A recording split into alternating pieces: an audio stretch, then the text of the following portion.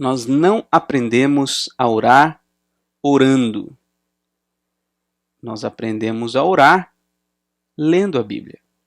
Muitas pessoas acredito que no início da vida cristã tem certa dificuldade em relação à oração. E até dizem, eu não sei orar. Não sei orar. Claro, a oração de certa forma, requer um aprendizado. A oração ela é uma comunicação com Deus. Então, se você nunca teve a experiência de falar com Deus, você não sabe exatamente o que é isso. Você já viu pessoas fazendo, e então você não sabe exatamente o que é isso, porque nós estamos habituados a falar com pessoas que estão nos ouvindo, pessoas as quais nós estamos vendo, elas dão um feedback do que dessa conversa, elas falam também, e a oração, na verdade, ela até pode parecer um caminho de mão única, ou seja, nossa diretamente com Deus, mas na verdade a oração é também uma via de mão dupla, porque à medida que nós oramos, e quando o fazemos de um modo correto, isso ainda é muito melhor, nós podemos perceber sim a graça de Deus se manifestando no nosso coração, mudando a nossa mente, mudando as nossas percepções, trazendo uma compreensão melhor a respeito da realidade, porque a oração, em essência, ela não vai mudar o plano de Deus, mas por meio dela, Deus muda o nosso coração, especialmente quando nós nos concentramos em orar de acordo com a palavra de Deus, que foi o que nós vimos no último estudo. Quando nós nos propomos a orar de acordo com a palavra de Deus, uma oração fundamentada na palavra de Deus, nós então experimentamos essa transformação do nosso coração. Uma oração fundamentada na palavra, ela treina o nosso coração a amar os mandamentos de Deus e a desejar cumprir os mandamentos de Deus e ver a experiência da vontade de Deus sendo expressa nas nossas vidas. Então a oração, vamos dizer que ela serve muito mais para nos transformar, para mudar a nossa vida, do que especificamente mudar alguma coisa no plano de Deus. Como nós já temos estudado, até mesmo antes de entrarmos nesse tema sobre a oração, nós sabemos que Deus tem os seus decretos eternos. Nós tivemos 2 aulas sobre isso logo no início do isolamento social. Então, Deus tem os seus decretos, Ele cumpre ao longo da história os seus decretos. A nossa oração não vai mudar em absolutamente nada os decretos de Deus. No entanto, por meio da oração, nós vamos então nos conformar. Quando eu digo conformar, não é, então tá bom, então já que não tem jeito, então tá bom. Não é esse tipo de conformação, mas é assumir a forma, nos conformar à vontade de Deus, é nos enquadrarmos dentro da vontade de Deus. É esse o grande objetivo que eu creio ter a oração.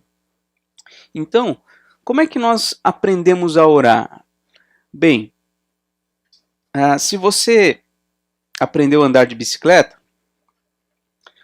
você sabe que você aprendeu a andar de bicicleta andando praticamente, porque por mais que as pessoas, ou seus pais, ou quem quer que seja, tenha te explicado como a coisa deveria ser, o fato é que foi praticamente andando que você aprendeu de fato a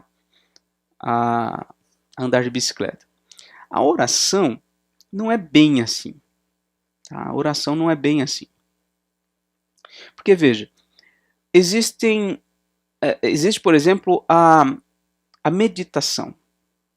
A meditação que tantas religiões e até mesmo os cultos da nossa época estão pregando a importância da meditação. E a meditação, eu nunca estudei a fundo a respeito do que eles pensam sobre meditação, mas eu imagino que seja uma tentativa né, de encontrar em si mesmo a paz que é necessária para enfrentar as situações. A meditação é como que uma introspecção. Eu acredito que meditação, no contexto mais amplo aí das pessoas, o que elas pensam sobre o que é meditação, eu acredito que as pessoas pensam que meditação tem a ver com introspecção, ou seja, você se volta para dentro de si mesmo. E você então sonda o teu coração e tenta ali conversar consigo mesmo e refletir sobre as coisas e tentar mudar processos mentais, emocionais dentro de si mesmo. Oração não é isso. Tá? Oração não é esse tipo de meditação. Tá bom? Uma outra linha, né, um outro grupo ou outros grupos religiosos vão conceber algo que eu nem sei dizer exatamente qual é o nome, não estou lembrado agora, e eu acredito que eles chamam de orações. Mas é quando, por exemplo, se tem um livro de orações e aquele livro é lido, e aquilo o pessoal até chama de mantra, né? Porque fica repetindo. O catolicismo tem isso também, você fica rezando, entre aspas, o terço, rezando a Ave Maria, rezando até o Pai Nosso. Então, isso não é oração também. Tá? Então, a oração não é uma introspecção. E a oração também não é essa repetição de uma determinada fórmula, né, que possa de alguma maneira mover o universo. Né? Até tem esse ensino antigo, atual, né, que é sempre atualizado, que a palavra tem poder. Então as pessoas começam a repetir, achando que isso pode de alguma forma mover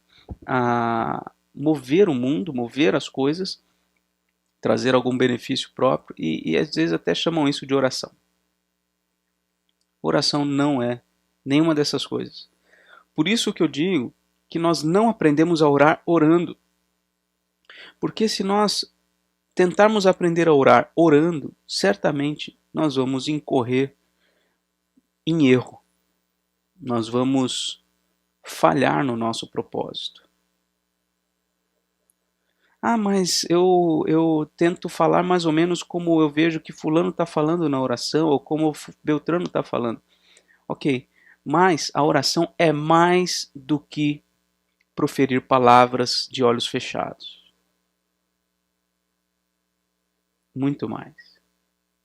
A oração, ela brota no coração. E muitas vezes as palavras, nós conseguimos fazer com que as nossas palavras não digam o que está no nosso coração. Nós somos capazes disso. Nós somos bem facilmente hipócritas. Então a oração é mais do que proferir palavras de olhos fechados a uma divindade. A oração, de acordo com o que eu entendo da Escritura Sagrada, é aquilo que brota no coração e é direcionado a Deus, que pode ser transmitido em palavras, né? Pode e deve ser transmitido em palavras, mas eventualmente pode não ser, porque às vezes nós nem sabemos orar, ou não conseguimos orar, mas temos o nosso coração aberto diante de Deus. Então a oração, ninguém aprende a orar orando, ninguém aprende a orar observando a oração dos outros. Poderia até ter colocado isso nesse slide também. Ninguém aprende a orar ouvindo orações. Nós aprendemos a orar lendo a Bíblia. A verdadeira oração, ela é norteada e fundamentada pela Escritura Sagrada. Por quê? Porque a Escritura, como disse o autor de Hebreus, a Escritura ela é poderosa para discernir o mais profundo da nossa alma.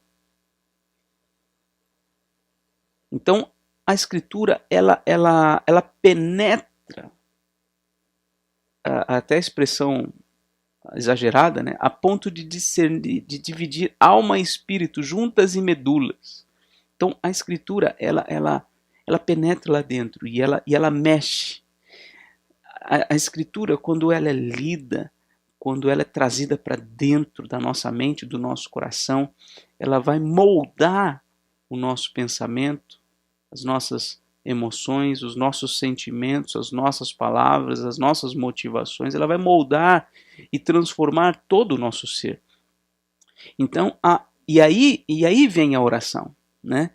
A oração parte de um coração redimido, transformado, um coração novo. Tá certo? Bem, vamos então entrar no assunto um pouco mais. E eu quero me basear nesse texto de Mateus 6. Esse texto, que é a oração do Pai Nosso, bem conhecida, é um texto que está no Sermão do Monte. O texto de Mateus 6, 9 a 13 diz o seguinte: Vós orareis assim: Pai nosso que estás nos céus, santificado seja o teu nome. Venha o teu reino. Faça-se a tua vontade, assim na terra como no céu. O pão nosso de cada dia dá-nos hoje, e perdoa as nossas dívidas, assim como nós temos perdoado os nossos devedores. E não nos deixes cair em tentação, mas livra-nos do mal, pois teu é o reino, o poder e a glória para sempre. Amém. Então nós temos aqui a oração do Pai Nosso, a oração que Jesus nos ensinou. Então o nosso estudo vai se basear nesse trecho. Então veja, eu coloquei no slide o texto, mas abra sua Bíblia lá, porque nós vamos, nos próximos slides eu não coloquei de novo o texto. Então é bom que você tenha diante dos seus olhos aí esse texto. A primeira coisa que nós devemos entender ou aprender para a gente poder orar corretamente é que a nossa oração deve ser centrada em Deus. A nossa oração deve ser centrada em Deus. Isso significa dizer que a nossa oração não deve ser centrada em nós mesmos. A nossa oração não deve ser centrada em outras pessoas. E a oração não deve ser centrada em qualquer ideologia ou a busca pela realização do que se acredita ser correto. Tá? Primeiro que a oração deve ser fundamentada na palavra, que é o que vimos na semana passada. Essa oração fundamentada na palavra, como a gente viu, ela exalta a Deus. Por quê? Porque Deus é o centro dessa oração. A oração bíblica tem Deus no centro. Usando termos um pouquinho mais diferentes, né? A oração bíblica é uma oração teocêntrica. Teo tem a ver com Deus. Né? Então, centrada em Deus. Teocêntrica. Que é diferente de uma oração antropocêntrica, que é uma oração voltada ao ser humano. Né? E eu acredito que a grande maioria das orações, nossas inclusive, e do meio evangélico, são orações centradas no homem. Centradas na busca pela satisfação, o conforto, o bem-estar, a saúde do homem. Mas nós somos ensinados na Escritura a orar teocentricamente, colocando Deus no centro. Vamos avançar em relação a esse assunto. Primeira coisa que a gente deve ver, na primeira linha, ou na primeira parte desse versículo 9, é que através da oração nós nos dirigimos a Deus. Veja, Pai nosso que estás nos céus. Esse Deus a quem nós nos dirigimos é o nosso Pai. Ele é Pai. Ou seja, ele não tem uma relação conosco apenas de criador e criatura, ou de uma força, como a gente até falou sobre o Espírito Santo, né? De uma força impessoal que pode ser movida pelas nossas palavras ou pelas nossas mandingas, as nossas ideias. Não, ele não é uma força impessoal, ele é uma pessoa e ele se relaciona como um pai com aqueles que nele creem. Ele é nosso pai. Então, esse Deus, ele é pai e ele é nosso, ou seja, ele não é só o meu pai. Ele é o meu pai, mas ele também é o nosso pai. Isso nos coloca ladeados uns com os outros, ou seja, quando nós oramos, nós temos que ter em mente a coletividade. Nós nos dirigimos, mesmo que sozinhos nas nossas casas, nós nos dirigimos ao Pai, mas nós não somos isolados nessa relação. Nós temos pessoas, mais pessoas, irmãos nossos, né, que também se relacionam com Deus como Pai. Então ele é o nosso Pai. Ele não tem em vista, portanto, só o meu benefício, mas o benefício de tantos quantos nele confiam. Eu sou filho único do meu pai e da minha mãe. Então, assim, a vida inteira eu não tive que dividir, né? Não tive que dividir a atenção, não tive que dividir nada, né? Tudo na minha casa era dos meus pais e era meu. Então, era uma relação, assim, vamos dizer, unilateral, de mim para os meus pais, dos meus pais para mim. Eles não tinham em vista o benefício de mais nenhuma outra criança, né? Agora, na nossa relação com Deus é diferente, porque nós somos uma família cheia de irmãos, cheio de irmãos. Então Deus é o nosso Pai. Há uma pluralidade implícita aí. Significa que nós nos dirigimos a Deus como um Pai que não é só o meu. Ele é meu, mas não é só o meu. Ele é o nosso Pai. E esse Pai, ele está nos céus, ou seja, ele não está presente fisicamente aqui, mas ele está numa esfera que a Bíblia chama de céu, uma esfera espiritual, e portanto, que é acima, vamos dizer assim, em poder e em glória do que a terra. Então, nós nos dirigimos a esse Deus, que é Pai, que é nosso e que está nos céus. Outra coisa que a gente pode observar aqui é que através da oração nós pedimos que Deus manifeste a sua santidade entre os homens. Olha a linha final do versículo 9. Santificado seja o teu nome. Então, uma oração centrada em Deus pede que Deus manifeste a sua santidade entre os homens. Olha só, isso tem a ver com desejo e com disposição. Quando eu oro, Senhor, seja santificado o teu nome, eu estou desejando que os homens conheçam a santidade de Deus. Então veja, é uma oração centrada em Deus. Eu estou pedindo coisas em relação a Deus inicialmente. Senhor, seja o Senhor glorificado, seja o Senhor santificado, seja o Senhor conhecido nesta nação, neste mundo. O Senhor é o protagonista dessa história. Eu não. Eu sou coadjuvante. Me usa na medida em que eu sou útil para a glória do teu nome neste mundo. Então, através da oração, nós pedimos que Deus manifeste a sua santidade entre os homens. Isso é um desejo. Desejo de que Deus manifeste isso, mas também uma disposição. Por quê? Quando eu oro, santificado seja o teu nome, ou palavras parecidas como essa, eu estou mostrando a minha disposição de que a santidade de Deus se manifeste através de mim. Eu estou pedindo, Senhor, que a tua santidade seja conhecida entre os homens e, Senhor, olha, usa a minha vida para mostrar ao mundo a tua santidade. O fato de que o Senhor não tem pecado, de que o Senhor é um Deus absolutamente justo, puro.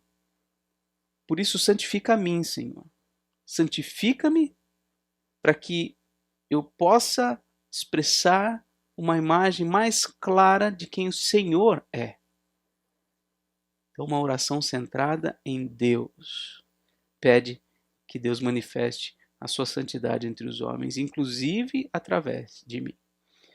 Outra coisa, através da oração nós pedimos que Deus manifeste o seu poder e a sua soberania entre os homens. Olha o versículo 10. Venha o teu reino, faça-se a tua vontade, assim na terra como no céu. Então, quando eu digo venha o teu reino, ou faça-se a tua vontade, em primeiro lugar, eu estou reconhecendo que Deus tem um reino, que Ele tem poder, que Ele tem todo o poder e toda a soberania. Então, em primeiro lugar, eu estou reconhecendo, quando eu digo venha o teu reino, faça-se a tua vontade, eu estou reconhecendo que o Senhor é rei, que o nosso Deus é soberano. Em segundo lugar, uma disposição em me submeter a esse reino. Quando eu digo venha o teu reino, eu estou dizendo, Senhor, governa. O que faz um rei? O rei governa. Senhor, governa a minha vida, governa o meu coração. Estende o teu reino sobre as minhas finanças, sobre o meu tempo, sobre a minha família. Senhor, que tudo que é em mim seja controlado, administrado, conduzido pela tua vontade.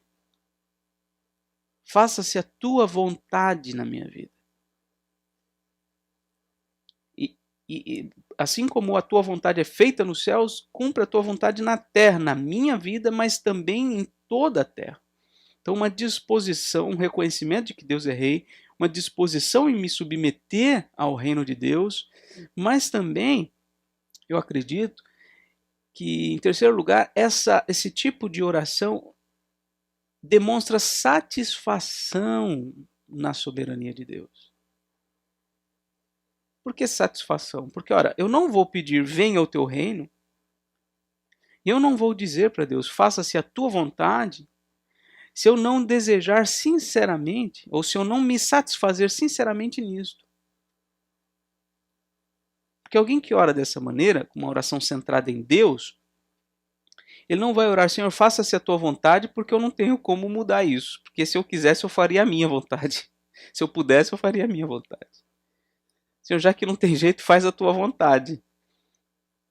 Mas se eu tivesse mais poder que o Senhor, eu faria a minha. Não, a oração centrada em Deus não ora dessa forma, ou não tem essa disposição do coração. Uma oração centrada em Deus tem satisfação em que a vontade de Deus se cumpra, ou seja qual for o resultado, os próximos passos, o que virá no futuro, eu estarei satisfeito. Por quê? Porque Deus estará cumprindo a sua vontade e ponto final. Isso, ao contrário de me trazer pesar, vai me trazer satisfação. Vai me trazer satisfação. Quer ver? Existem muitas maneiras de se lidar com a morte. Mas nenhuma maneira é como o cristão lida com a morte. Ou pelo menos deveria, né? Eu creio que ninguém, ou pelo menos a imensa maioria de pessoas, não deseja que um ente querido seu morra. Né? Mas veja só a diferença. Uma coisa é quando alguém morre e eu sofro demais com essa morte e eu culpo a Deus, ou eu fico indignado, eu me revolto, isso causa ansiedade, depressão. Essa é uma coisa. Ou seja, eu não estou satisfeito com a vontade de Deus. Estou, talvez a pessoa até não diga, principalmente se for cristã, mas ela está revoltada com Deus porque o seu ente querido morreu. Agora, alguém que tem o coração centrado em Deus, é óbvio que não vai gostar que o seu ente querido morra. Mas ele vai desfrutar da satisfação em saber que Deus cumpriu a sua vontade, independentemente da circunstância. Porque, no final das contas, só vai acontecer no mundo e na nossa vida o que Deus quiser. E a grande diferença é você lidar com isso com satisfação. Ou seja, é dessa forma, Senhor, eu me satisfaço na tua vontade. Porque eu orei, venha o teu reino. Eu orei, faça-se a tua vontade na terra e na minha vida. E agora, quando se cumpre essa vontade do Senhor na minha vida, ainda que seja a morte de um ente querido, eu tenho satisfação, porque era isso que eu orava, era isso que eu pedia. Então nós precisamos aprender a orar de maneira centrada em Deus. É muito difícil. Porque nós somos egoístas, nós somos virados para dentro de nós mesmos. Nós somos chamados pela palavra a nos voltar para fora, nos voltar para Deus, nos virar para Deus. A nossa vida ela ganha sentido, significado e plena alegria, bem-aventurança, quando nós colocamos Deus no centro da nossa vida. Nós reconhecemos o seu reino, nós nos dispomos a nos submeter a ele e nós nos satisfazemos na sua vontade. Ainda que doa em nós, ainda que seja difícil para nós conviver com os desdobramentos da vontade de Deus, mas o fato é que nós nos satisfazemos, porque não, essa é a vontade de Deus. Caminhando um pouco mais, e aí pulando lá para o finalzinho do versículo 13, nós vemos: pois teu é o reino, o poder e a glória para sempre. Amém. Então, através da oração, nós declaramos a total dignidade de Deus. Ou seja, ele é todo digno, todo supremo, excelente. Ele é um Deus criador, um Deus que está acima de todos. Né? Então nós devemos declarar, aqui está um exemplo, está até em colchetes: teu é o reino, teu é o poder, tua é a glória. Então nós devemos adorar a Deus, declarar essa dignidade, essa elevada posição em que Deus está. Nós devemos declarar essas coisas, porque isso treina o nosso coração a perceber quem é Deus e quem nós somos diante dele. Então, nossa oração deve ser centrada em Deus. Uma oração que é dirigida a Deus. Uma oração que pede que Deus manifeste a sua santidade. Uma oração que pede que Deus manifeste o seu poder e soberania. E uma oração que declara a total dignidade de Deus. Esse foi o primeiro ponto que nós pudemos aqui avaliar acerca desse assunto. Deixe-me ver aqui o chat. Ok. Então vamos caminhar um pouco mais. Segundo ponto, a nossa oração deve ser humilde. A nossa oração deve ser humilde. Ora, se Deus está no centro desta oração, qual que é a nossa posição então? Se eu não estou no centro, se eu não estou numa posição numa posição de senhor, então eu devo me colocar na posição de servo, com humildade. O versículo 11 diz assim: o pão nosso de cada dia dá-nos hoje. Então, algumas coisas para a gente pensar. Primeira coisa, através da oração, nós não devemos buscar mais do que o necessário. Jesus está nos ensinando: olha, o pão nosso de cada dia dá-nos hoje. Nós devemos pedir pelo que é necessário para nós. O que é realmente necessário para a manutenção da minha vida? É realmente necessário o pão diário, o alimento. Ou, quiçá, também poderia ser as vestes. É o que eu preciso para hoje. Veja, esse alimento pode ser me dado ou pode ser conquistado por meio do trabalho. E óbvio, quando eu até poderia ter colocado aqui também, quando eu digo o pão nosso de cada dia dá-nos hoje, há implícito aqui uma disposição também em trabalhar pelo pão. Mas esse aí é um outro aspecto. Uma outra lição que a gente poderia abordar aqui. O que eu quero abordar é que a oração, nós devemos treinar a nossa oração, ou nos treinar através da oração, a buscar o que é necessário para nós. Às vezes nós estamos buscando coisas que não são necessárias para nós. É claro, eu posso colocar diante de Deus, Senhor, eu queria tanto isso aqui. Mas eu devo focar a minha atenção naquilo que é necessário. Senhor, eu tenho alimento para hoje, muito obrigado. Ou então, Senhor, eu não tenho alimento para hoje. Me dá o alimento que eu preciso hoje.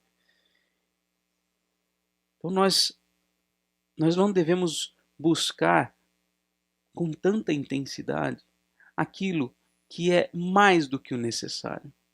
Porque se a gente confia na graça de Deus, se a gente confia que Deus ele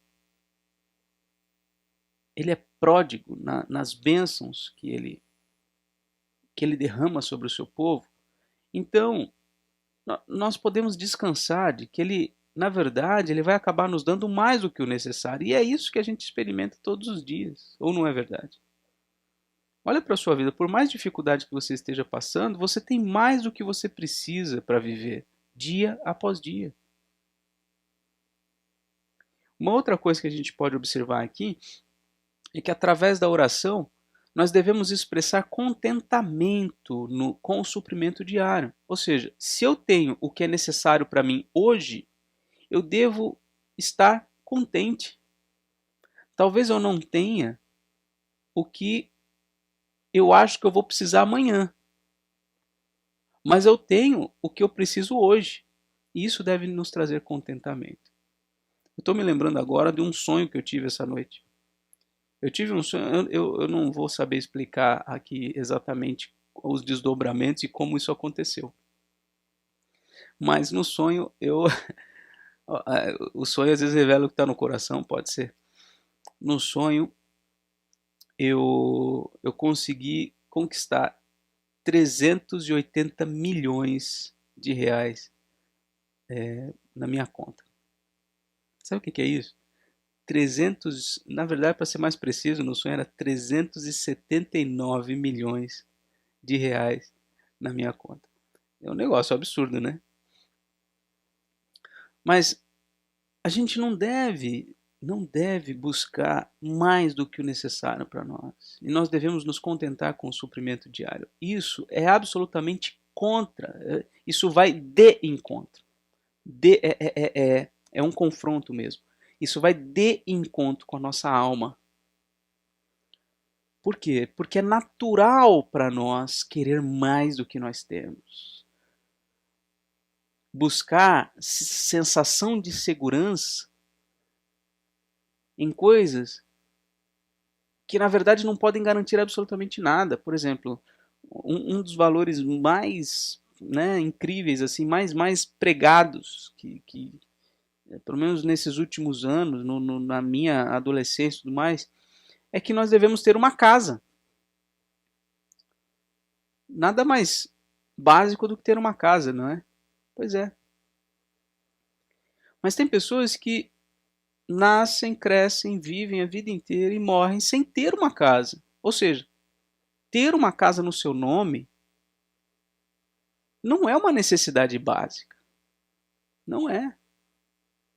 Então muita gente entra em financiamento, se desgasta e etc. E fica ansioso com todas essas coisas. E eu sou um deles, fui e sou um deles.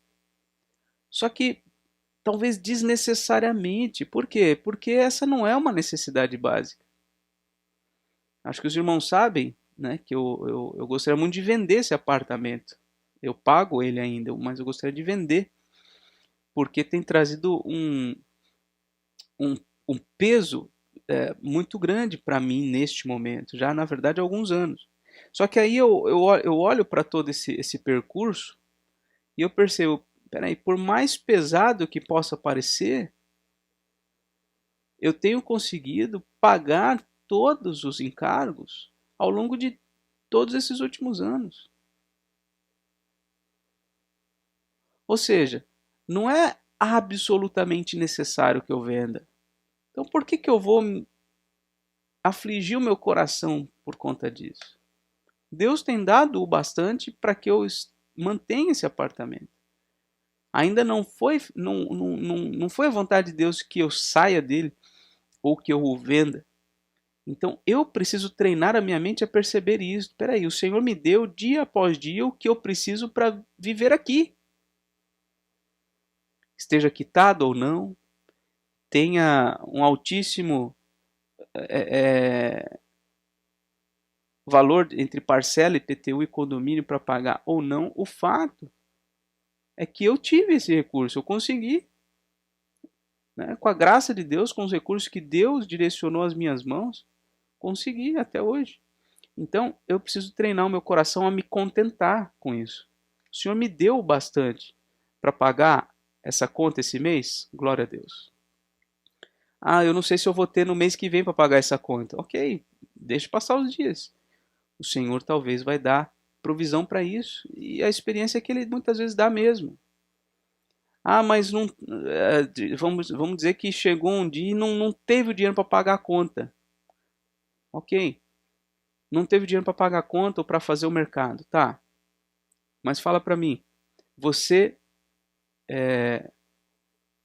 ficou sem comer algum dia? Se você ficou sem comer, por que você ficou sem comer? Porque você pediu e ninguém te deu? Ou você teve orgulho e nem mesmo pediu? Ou você achou que isso deveria vir de uma maneira que você acha adequada e você não correu atrás por meio do trabalho? Por que não chegou? Então, deve-se pensar em tudo isso. Eu creio que esse texto, quando nós lemos aqui, versículo 11, o pão nosso de cada dia dá-nos hoje, nós devemos aqui nos concentrar no dia, no presente. E olhar, Senhor, o Senhor me deu bastante para hoje. Obrigado. Aí vai chegar o dia de amanhã, o Senhor nos deu bastante para hoje. Obrigado. Dá-nos, ó Deus, dia após dia o que é necessário. Creio que aqui nós temos lições importantes nesse versículo 11. Versículo 12 diz assim: E perdoa as nossas dívidas, assim como nós temos perdoado os nossos devedores. Então, nessa oração humilde, nós devemos ou não devemos pedir o que nós não estejamos dispostos a dar ao nosso próximo. Veja que a oração que Jesus nos ensinou a fazer é: perdoa-nos as nossas dívidas, assim como nós temos perdoado os nossos devedores. Ou seja, eu não devo pedir a Deus o que eu mesmo não esteja disposto a dar ao meu próximo. Eu devo pedir a Deus aquilo que eu já tenho procurado fazer pelo meu próximo. No sentido do perdão, no sentido do apoio emocional. Tem pessoas que passam a vida inteira mendigando afeto. Só que não tem o coração aberto para dar afeto a outras pessoas. Então, uma oração humilde deve pedir a Deus o que esteja disposto e já esteja praticando em relação ao seu próximo. Outra coisa, através da oração, devemos reconhecer nossos pecados e clamar por perdão. Então, essa oração humilde reconhece a condição espiritual em que se encontra, uma condição de ser pecador, de desonrar a Deus, de ofender a Deus e de diversas maneiras. Então, nós devemos sim reconhecer os nossos pecados e clamar pelo perdão constantemente. Constantemente. Mas aí alguém poderia dizer, mas Jesus já não morreu na cruz pelos seus pecados? Já não foram todos perdoados na cruz? É isso que a palavra de Deus nos ensina. No entanto, Deus nos chama a confessar os nossos pecados. Por quê? Porque Ele sabe que é quando nós confessamos os nossos pecados que nós, então, lidamos adequadamente com Ele e Ele enfraquece na nossa vida. Se nós não confessássemos os nossos pecados, o pecado iria se fortalecer ainda mais. Então Deus nos ensina, olha, vocês precisam confessar os seus pecados. Vocês precisam constantemente pedir o perdão. E eu vou operar essa lavagem dia após dia na vida de vocês, por meio da santificação.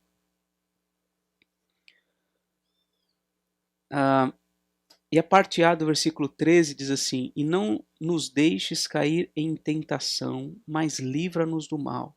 Não nos deixes cair em tentação, mas livra-nos do mal. Uma reflexão a respeito disso aqui é que através da oração nós devemos reconhecer a nossa incapacidade de manter-nos longe do mal. Uma oração humilde reconhece, Senhor, eu não sou capaz de me manter longe do mal. Eu preciso da tua ajuda. Não me deixe cair em tentação, mas livra-me do mal. Eu já conversei com diversas pessoas que acreditavam que não fariam mais o que fizeram. E falaram com não, agora é diferente. Agora não, agora vai ser como se a pessoa estivesse tentando se convencer a si mesma de que é capaz de cumprir o que ela quer. Eu não estou negando que ela realmente queira ser diferente. Mas entre querer ser diferente e entre garantir que será diferente para sempre, há um abismo enorme. Ninguém pode garantir, porque nós devemos reconhecer que somos inclinados para o mal.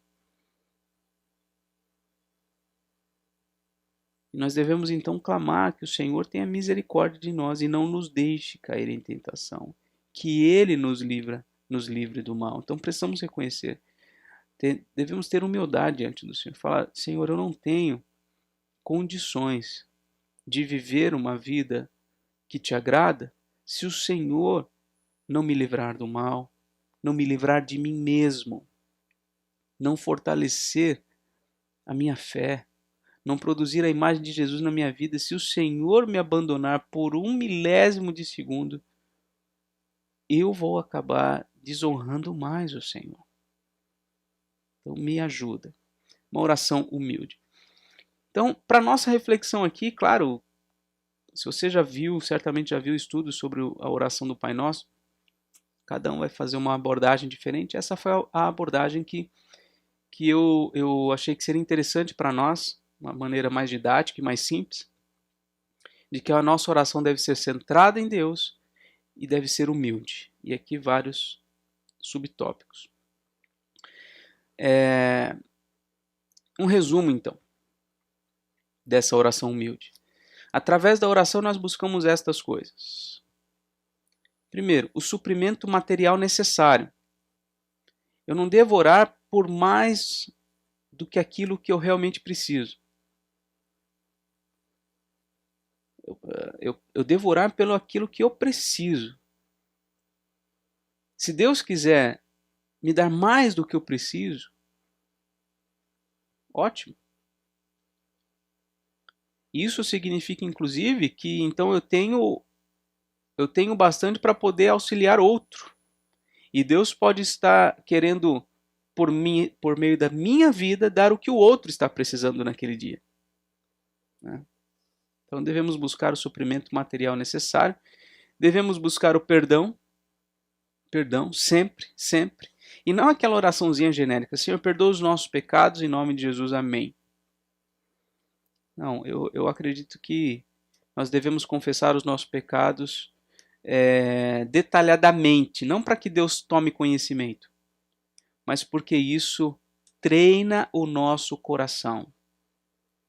Treina o nosso coração a reconhecer os nossos pecados e a se fortalecer contra o pecado. E devemos também pedir preservação do mal. Senhor, me livra do mal. E veja, Jesus não está dizendo, né? Senhor, me livra do assaltante, me livra do homem mau, do homem desonesto. Não é só isso, né? Eu acredito que não me deixes cair em tentação, mas livra-me do mal, ou seja, das artimanhas espirituais, daquelas coisas que podem me fazer cair em pecado. Então é uma oração que tem em vista que não a materialidade da vida, mas a espiritualidade da vida, né? A preservação do mal espiritual. Senhor, me livra de pecar contra ti, de desonrar o teu nome. Alguns exemplos de orações, nós temos aqui, por exemplo, a oração de Davi. Depois você pode ler com mais atenção essa oração em 1 Crônicas, capítulo 29, do versículo 10 em diante. Veja como Davi começa essa oração. Bendito és tu, Senhor, Deus de Israel, nosso Pai, de eternidade em eternidade. Teu, Senhor, é o poder, a grandeza, a honra, a vitória, a majestade, porque teu é tudo quanto há no céu e na terra. Teu, Senhor, é o reino, tu te exaltaste por chefe sobre todos. Riquezas e glória vêm de ti. Tu dominas sobre tudo, na tua mão a força e poder, contigo está o engrandecer e a tudo dar força. Agora, pois, ó nosso Deus, graças te damos e louvamos o teu glorioso nome. Então, até aqui, oração centrada em Deus, percebeu? E é uma oração humilde também, versículo 14. Porque quem sou eu? Quem é o meu povo? Para que pudéssemos dar voluntariamente essas coisas? Porque tudo vem de ti, das tuas mãos tu damos. Porque somos estranhos diante de ti, peregrinos, como todos os nossos pais, como a sombra são os nossos dias sobre a terra e não temos permanência. Então veja, uma oração centrada em Deus e uma oração humilde. Tá? Depois você pode ler até o final. Salmo 57.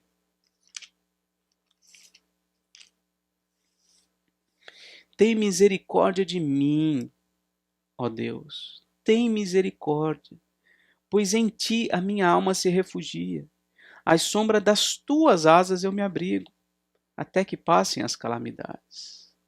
Clamarei ao Deus Altíssimo, ao Deus que por mim tudo executa. Ele dos céus me envia o seu auxílio, me livra, cobre de vergonha os que me ferem, envia a sua misericórdia, a sua fidelidade. E aí já pulando para o versículo 5, Sê exaltado, ó Deus, acima dos céus, em toda a terra esplenda a tua glória. Versículo 11 se repete, né? Então, é uma oração centrada em Deus e é uma oração humilde. Senhor, tem misericórdia de mim. Há uma oração também muito importante, muito bonita. A oração de Daniel, no capítulo 9. Daniel 9, versículo 4. Orei ao Senhor meu Deus, confessei e disse: Ah, Senhor, Deus grande e temível, veja, uma oração centrada em Deus, que guardas a aliança, que guardas a misericórdia para com os que te amam e guardam os teus mandamentos. Então, uma oração que adora a Deus, que reconhece a soberania, a graça, a misericórdia de Deus. Agora o versículo 5.